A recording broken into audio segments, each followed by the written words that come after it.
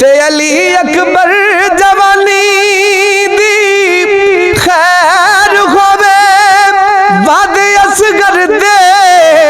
याद करान लगे सरदार सबर हुसैन दा वेखने नू हुरो मलक सबे आन जान लगे सरदार सबर हुसैन दा वेखने नू हुरो मलक सबे आन जान लगे सखी आउण ज़माने विच लख भावे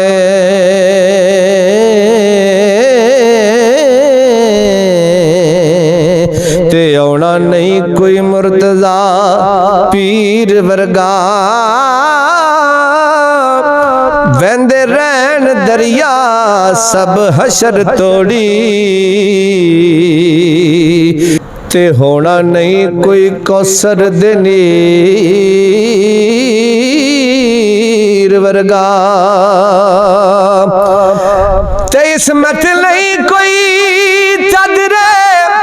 ततहीर वर्गी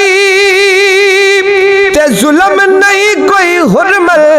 दे तीर वर्गा सरदार दीन मुहम्मद दा फैसला साबर नहीं कोई ज़ैनब दे वीर वर्गा सूरज 10वीं मुहर्रम दा जदों चढ़िया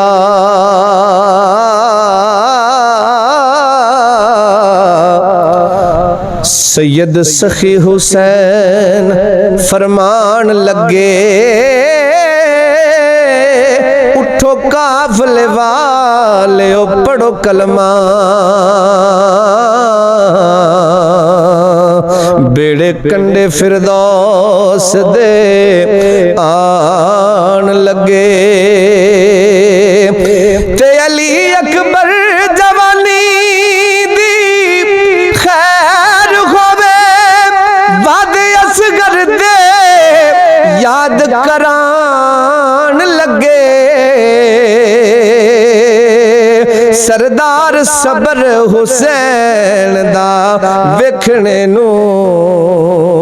हुरो मलक सबे आन जान लगे सरदार सबर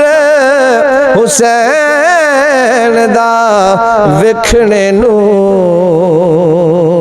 हुरो मलक सबे आन जान लगे।